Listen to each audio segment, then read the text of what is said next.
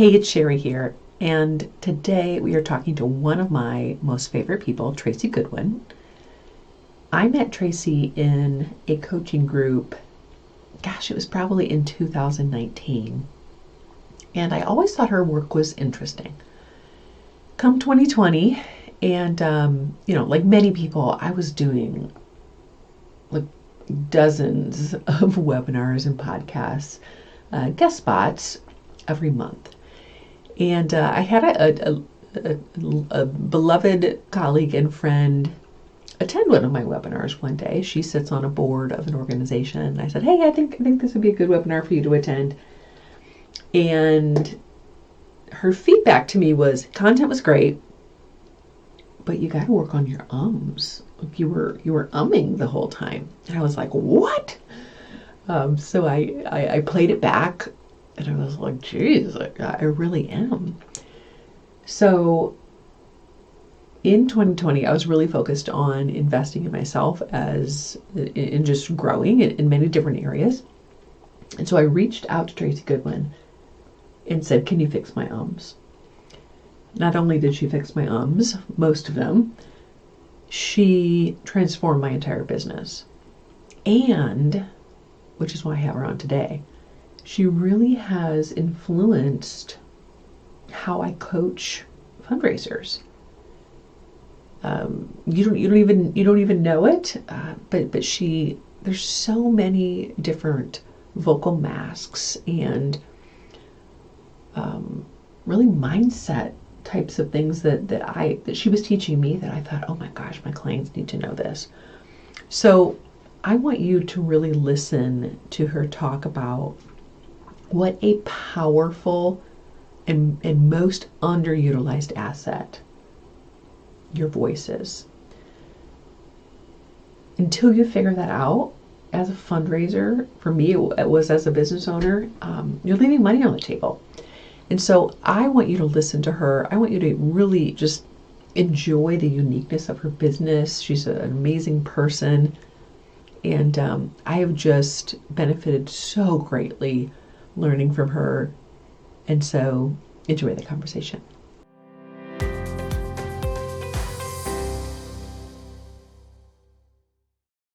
Tracy, good morning and welcome to the podcast.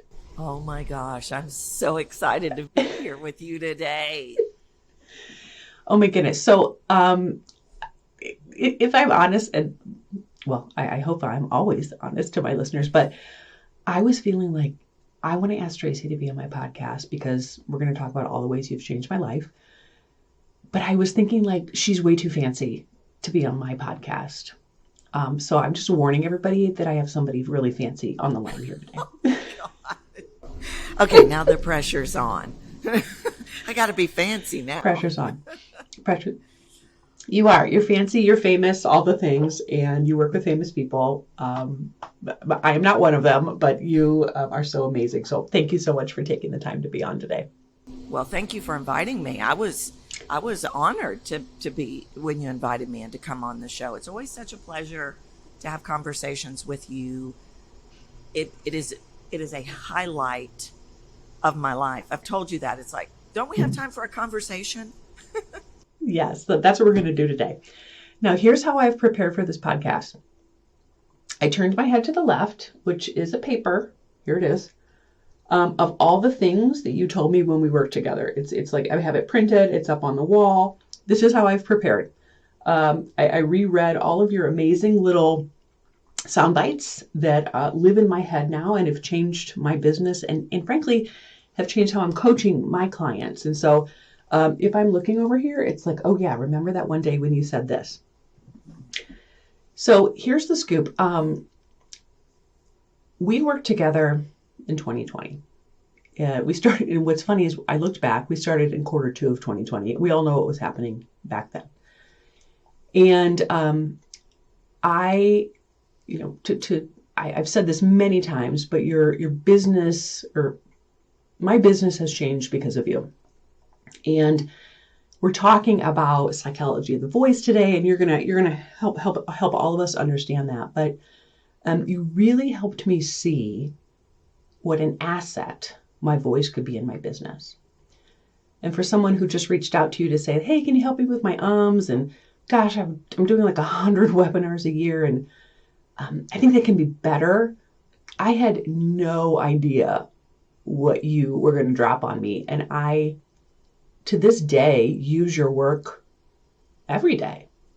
I want that for my clients too. And so I want to talk about a little bit of our work together, maybe the couple takeaways that were the biggest for me.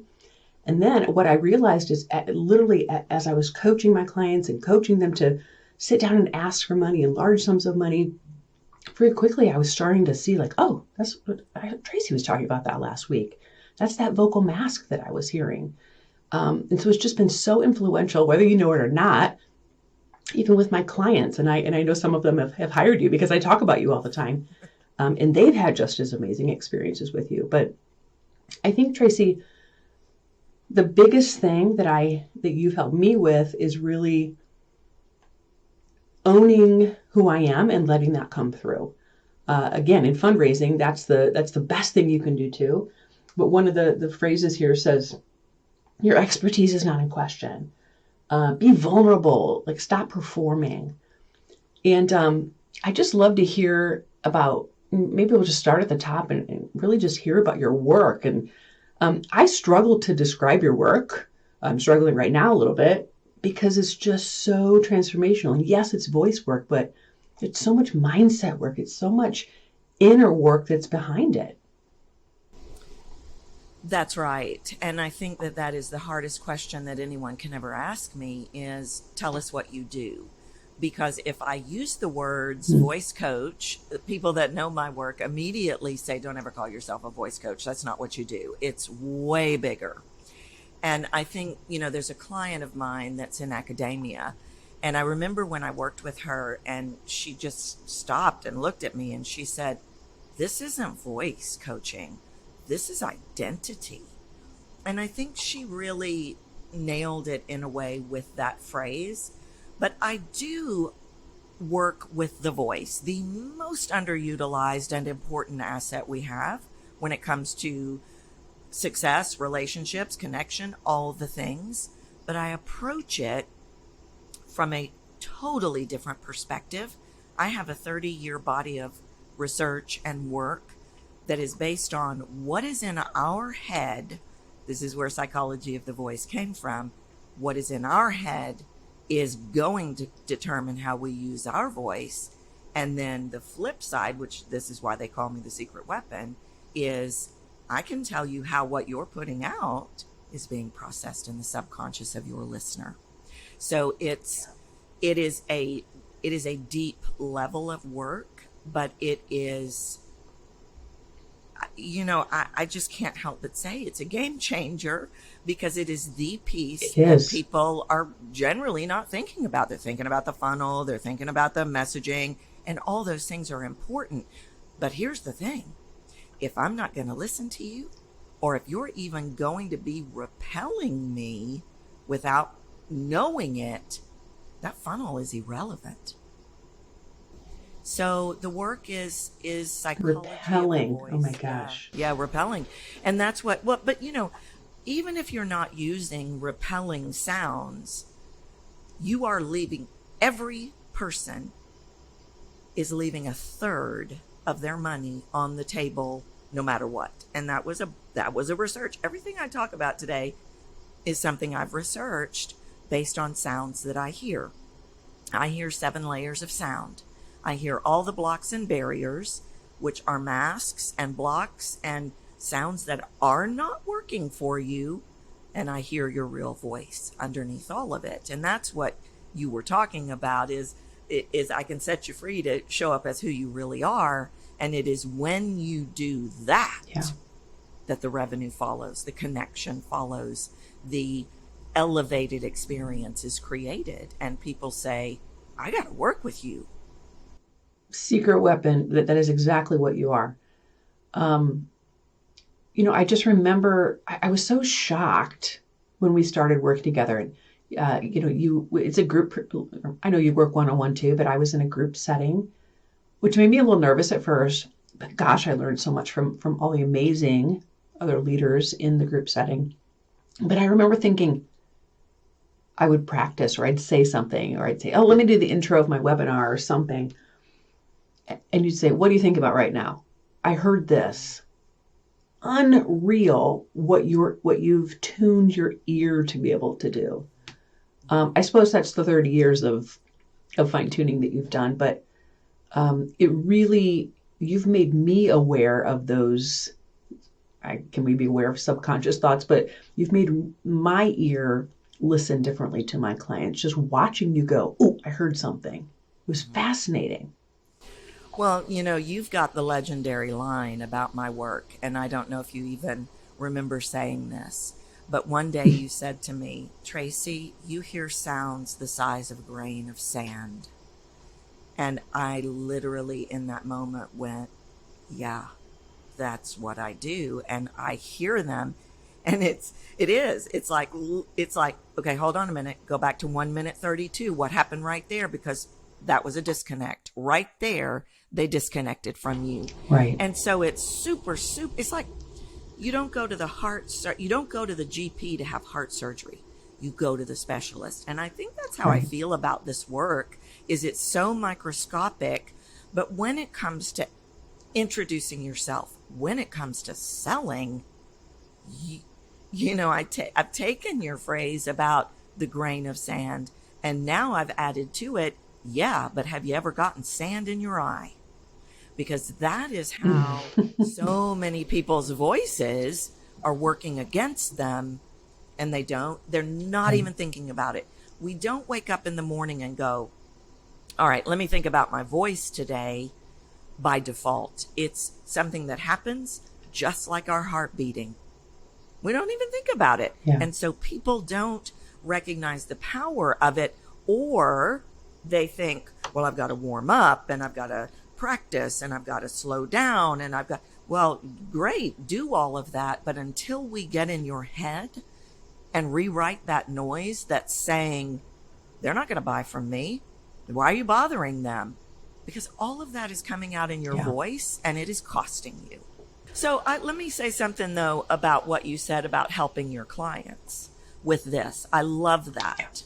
I love that you can, well, I know you're going to laugh when I say this, but everybody that works with me, I tell them, I say, you're never going to hear voices the same again, ever.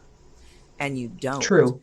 But that makes you the secret weapon, too, to be able to go, hold on a minute. I know why you're not able to go to that board and ask for that money, because you're foreshadowing they're not going to give it to you. And this body of work tells me that if you are foreshadowing that in your voice, they are subconsciously going to go, yeah, I don't think I'm going to give her the money, because they heard it in your voice.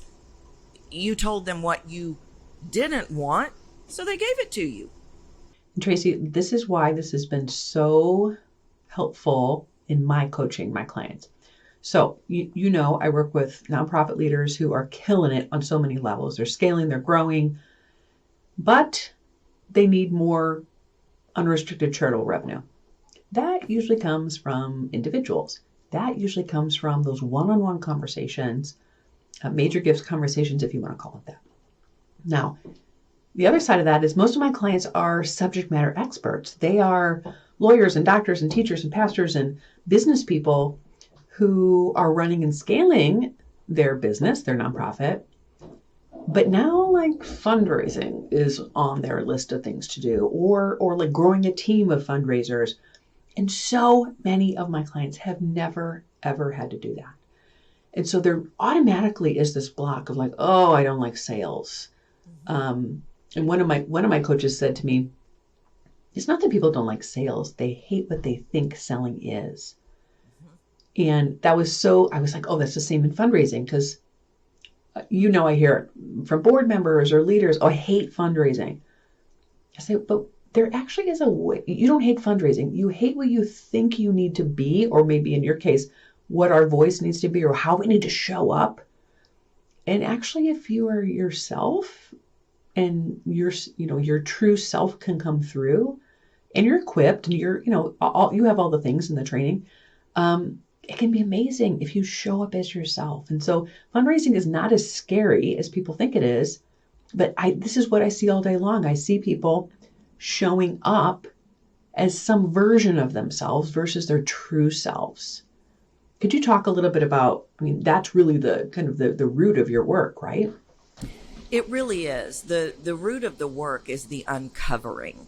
Most voice technique, typical voice coaching is, here, let me give you a technique. Here, let me give you this. Here, do this. I want to take it all away because I'll tell you the fastest way for me to unravel a voice, sell me something. We've got so much in that bucket. I love what your coach said. That is very much in alignment with what I call meaning. We make things mean something. If I'm not good at fundraising, it means I'm not good at my job. If they reject me, it means I'm not XYZ. So we assign meaning to selling and to conflict the most. Those are the two things, well, that and introducing ourselves. And we've assigned this meaning. And then we automatically go to this place of, well, I've got to be blank in order to get them to buy. Yeah. And so we start doing what I call putting things on, like a professional. Let me be professional. I'm going to be professional, and I'm going to sell you. I'm going to sell you. I'm professional. And so immediately there's no connection because I don't know who you are. Or let me get the words right. If I get these words right, I know if I get these words right, I know you're going to buy if I get these words right. And so then I don't know who you are. So we put all these masks on. Could be a needing to prove mask. Well, I got to prove to you that I know everything. Some people are going to choose that. Other people are going to move to people pleasing. And I love this example. Everything's going to become neutral because I don't want to rock the boat and I just want to be whatever you want me to be. And the listener is going, yeah, they could care less about making money. I'm not giving them any money. So in this effort to be what we think people want us to be, we ruin the whole thing. Ruin the whole thing. And that plays right in. 9 times out of 10, someone says, well, I don't want to be that used car salesman. Pushy, so then we might tone down and be too nice.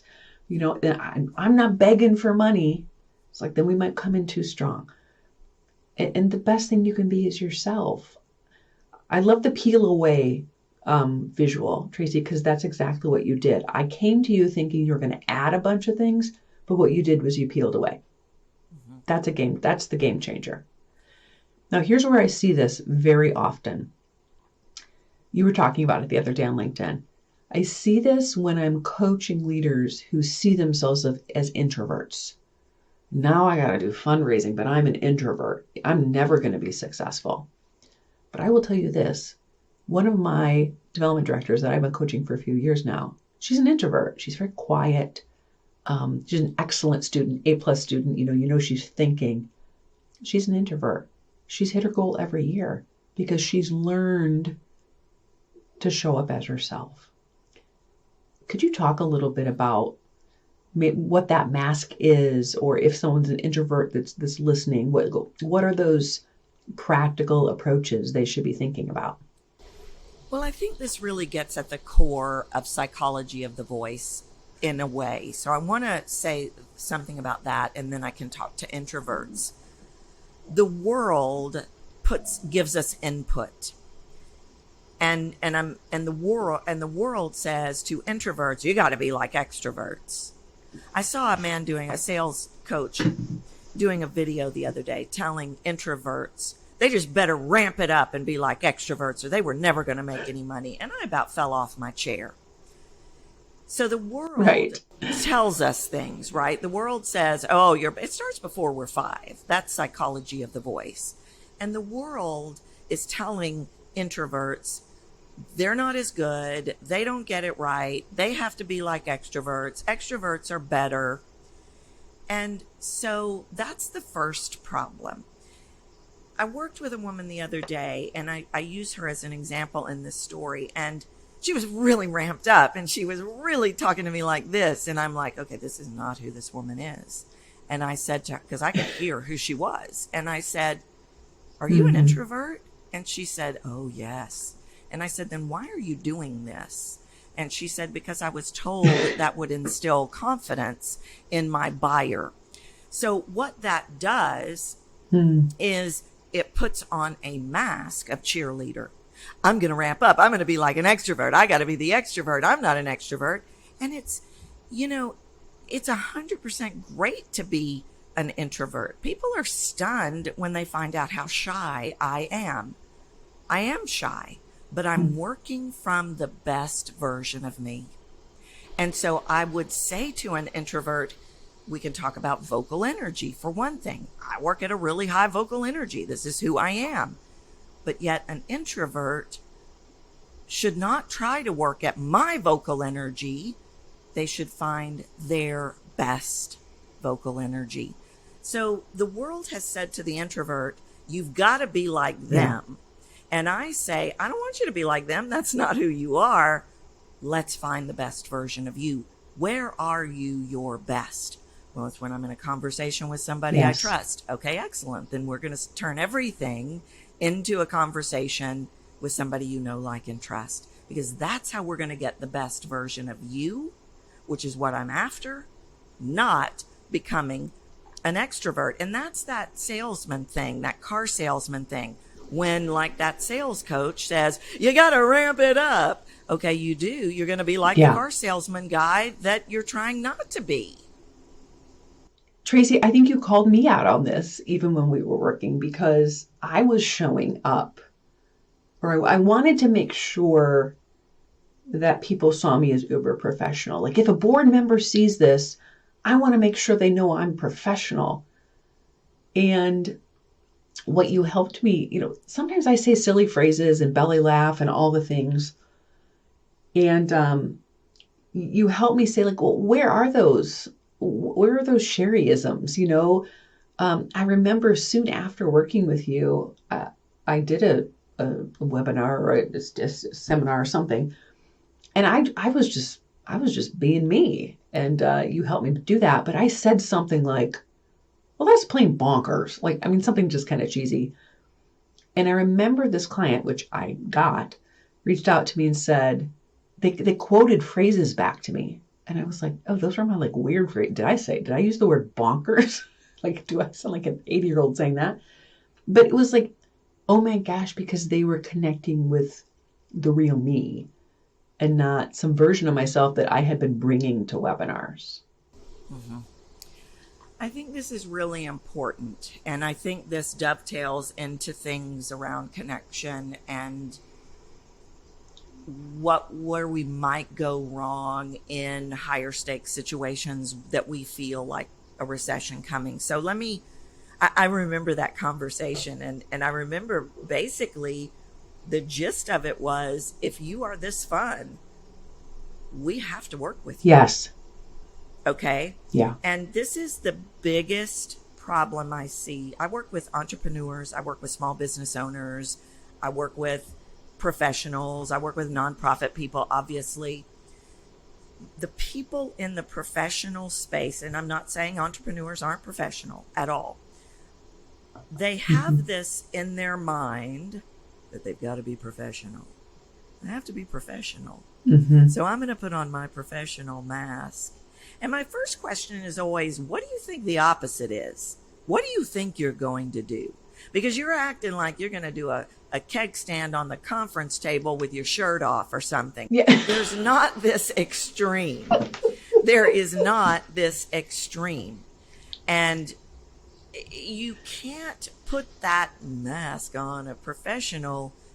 And when I do that, I want your listeners to feel what it feels like when I'm talking to you. This is who I am. You come to my house for Thanksgiving, this is how I'm going to talk to you. You work with me, this is how I'm going to talk to you. Yes. Then I put on my professional mask, and all of a sudden, it's like this garage door came down between us. And I may sound really slick, but you can't connect to me. And people are seeking, going into 2023. I've looked at this data. This really came out about 6 months ago. The data started showing me that people are seeking connection and authenticity on a level I have not seen in the 36 years I've been doing this work. I grew up in the Walter Cronkite generation, and that's where it came. I'm going to turn it on. I'm going to Yes. perform. And that's the way we used to do it. But now that's an instant repellent because I cannot feel you. And so we really have to put that mask down because your subconscious is using that against you. Your subconscious wants you to believe if you don't have that professional mask on, you're going to sound like an idiot. And you're not. And it is a way that the subconscious keeps you safe and small. But if you want people to work with you, if you want to land the deal, I want to use an example from when I don't work with television actors too much anymore. Occasionally I'll work with them. But it's like a study I did on casting directors and why does the actor get cast? I really wanted to know, was it about voice? And a big part of one of the things I learned was a big part of who they cast is how they're going to be on set. And I think that was the big shift for you was now I want to be around you. I know how you're going to be on set, Sherry. I like you. You get me. Yeah. You created the experience I want to have as the buyer. And that came from, it was always there. It was just hiding behind that professional mask. And so as we move forward into scenarios that are even more intimidating for us, we tend to ramp up the professional mask when really we have to take it down, especially moving into 2023, because the data is showing me the mask will no longer work. I see this all the time. This pressure, translating this to my clients and fundraisers. Oh my gosh, we have a meeting. There's a multi-year 6-figure gift on the line, and I've finally got the meeting with the top person. And so it's that exact thing you're saying. So we've got to be different. We've got to be uber professional. We've got to shift. And even one of my clients the other day, she's a rock star fundraiser. She said she was in a meeting or a panel with a funder, and there was another nonprofit leader. I suppose you would say competitor, but like, you know what I mean? Like they're just vying for the same investments and gifts.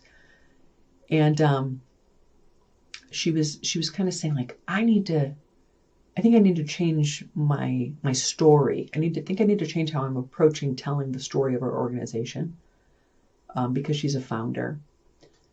And I thought, oh my gosh, but your story is unbelievable. Like, please don't stop telling your story. But she was feeling, she's like, I'm just hearing it. Like, she's like, I could hear myself. And I was thinking about you in that moment and thinking, the story is rock solid, but perhaps it's really overlaying that, that vocal variety, or was she worried that maybe they looked at her weird, and maybe she kind of shifted how she was telling her story and wasn't really owning parts of it. And I feel like a lot of fundraisers, it's like we do have that kind of, I'm going into bag, and so and I'm competing in essence.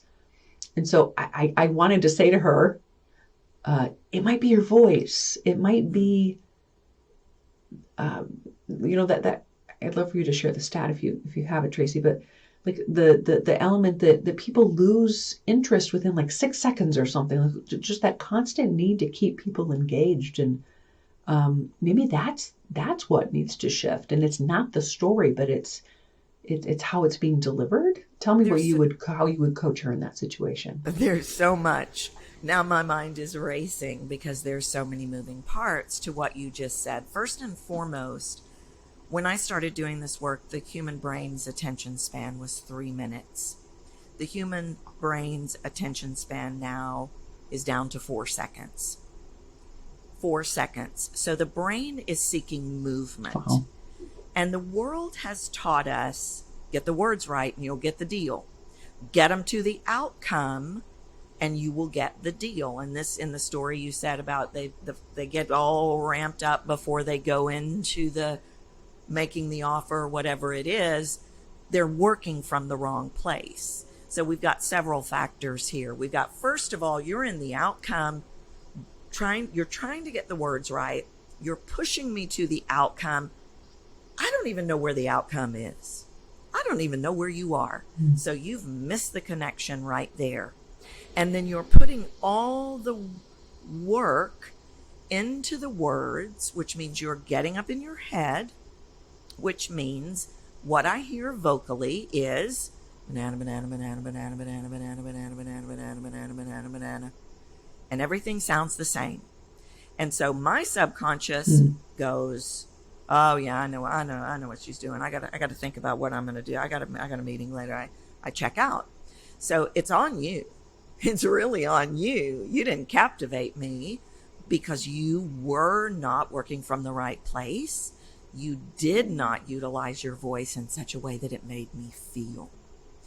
If that's the trick. And I've coached people that their whole business is about the words.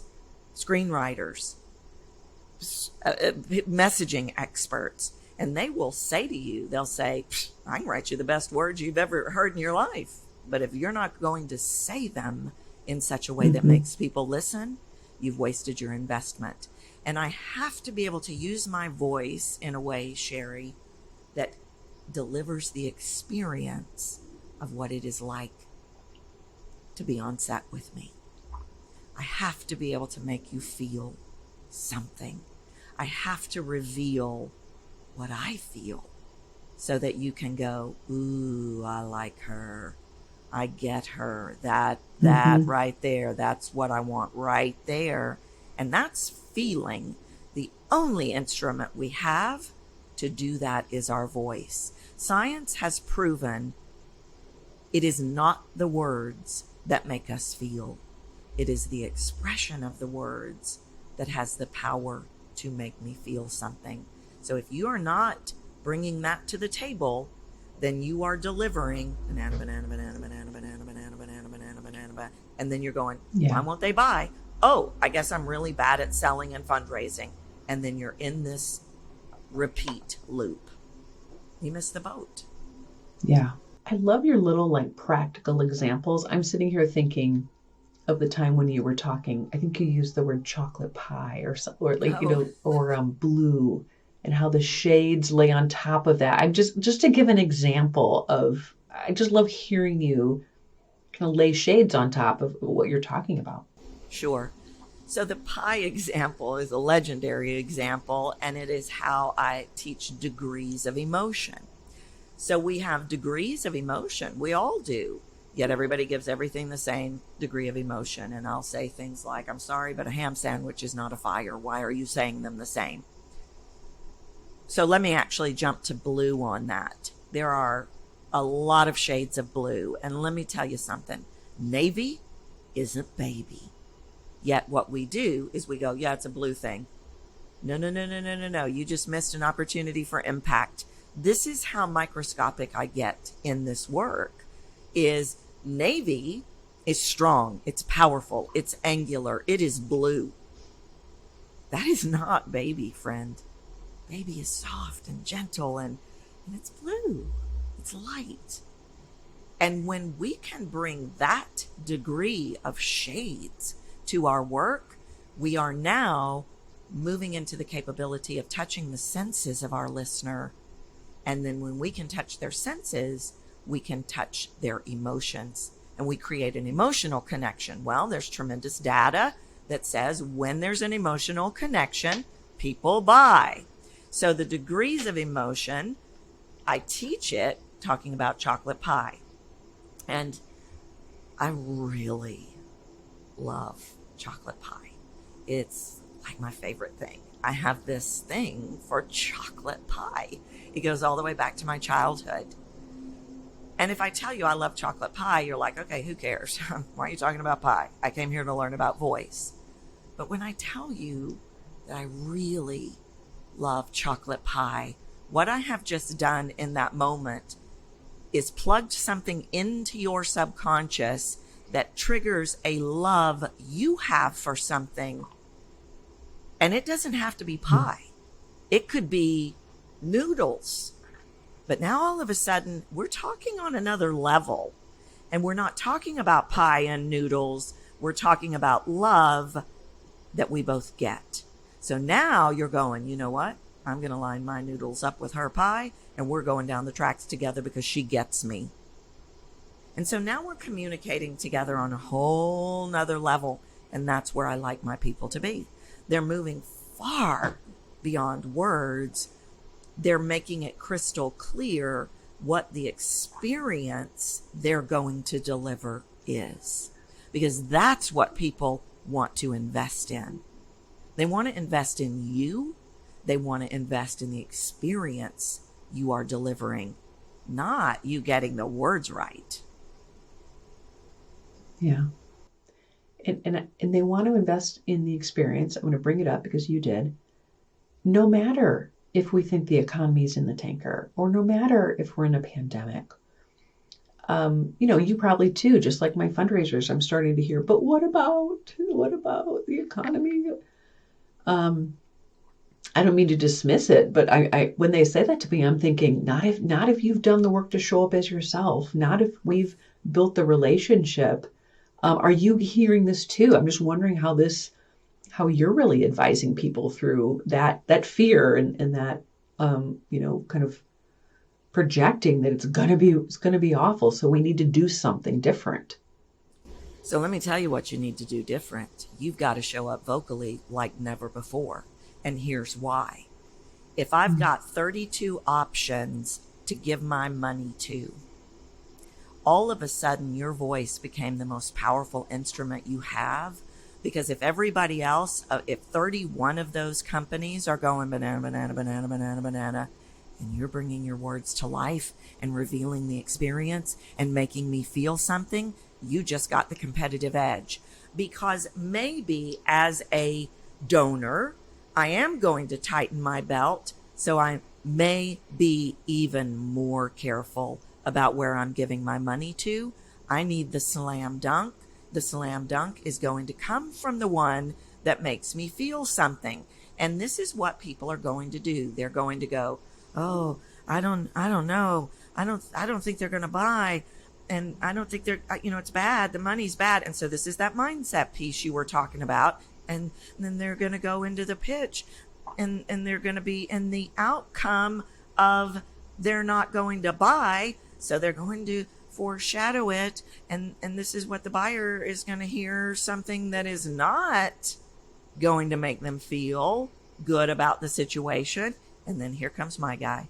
And my guy comes in and creates this experience that is true. It is not fake. It is not put on, but knows how to use his or her voice in such a way that it's like, wow, yeah, you really believe in that. I can hear it in your voice. I believe in that too. A cousin situation to this that is coming to mind is I'll have a lot of people say to me who maybe their nonprofit is more sciencey, more technical, not direct service. And they'll say, well, fundraising's harder for us because it's not like we're feeding starving children, or kind of saying it's harder for us because our mission isn't as attractive to everyone. But I'm always saying, in my mind when they say that, yeah, but your mission is really attractive to very specific people. So if we're foreshadowing that no one here is going to give because they all want to only give to starving children, we're foreshadowing that, and that comes out of our voice. And then that's keeping them from attracting the 5 people in the room who are like, yes, finally somebody who's solving this big global problem with science. What a block and what a missed opportunity to speak to those people who are going to be attracted to that specific work. Absolutely. And I will tell people, I'm sorry, you can bring the phone book to life, because the Jones, they are not the Smiths. They are different. And I will have, I'll have financial analysts. I work with a lot of financial analysts, and it's like, well, it's numbers. And I'm like, you don't think there's feeling around numbers?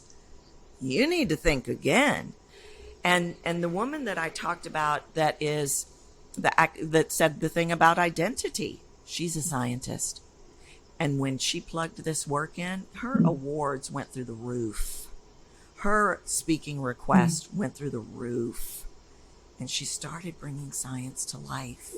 And you're exactly right. That it's not about, they're not into, I don't have the quest of the starving children. Well, that may not be your listener's quest either. So why are you robbing them of creating the experience that they're seeking? They're probably not even seeking the starving children experience. They're seeking the experience of you. And they may not even know it. But that's what they're seeking on a subconscious level. Tracy, tell me, without giving your secret sauce away, just about the process of working with you. If there's a fundraiser listening to this, and many of my clients have worked with you, and all of them have been like, whoa, like you tried to describe it, but you didn't really, give me the whole shebang. I'm like, I can't. Tell me if someone's like, I think actually I could level up in this area, and they want to invest in really themselves and being better fundraisers and frankly showing up as themselves. What does that look like to work with you? Kind of walk me through your process and then kind of the logistics of group, one-on-one, what options are for people. Sure. So like I mentioned, and this is the kooky sounding part, I do hear 7 layers of sound. So within minutes of me meeting someone, I will start asking questions. I will start saying things like, are you people pleaser? Yeah. How do you know? Are you so-and-so? Are you outcome driven? Yeah. How do you know? You problem solver. Oh, analytical think. I'll start throwing out all these questions and things that I hear based on sounds. So within minutes, I can tell you pretty much everything about you. And I can tell you in that how the sounds I hear are working against you. So I will ask questions like, do you feel like you have to justify? And, well, yeah, I do. In fact, and they start justifying. Okay, that's costing you. And so that's really the first thing that I do. But the concept, the methodology of psychology of the voice is 3 pillars. And first, it is the unearthing of the noise. So I'm going to go all the way back in the stories because the stories are holding the bad voice habit in place. So let's say somebody speaks really fast. And I hear them speaking really, really fast. And they'll say things like, I know I have to slow down. A lot of people have told me I have to slow down. And I'm like, okay, maybe, but I want to find out why you're going fast. You don't like people listening to you. You have an imposter syndrome. I do. I don't want them to find out I didn't go to college. Okay. So that's our driver. We have to rewrite that or I'll never be able to slow you down. So we do the unearthing process first, and it's very quick. It's not years and years.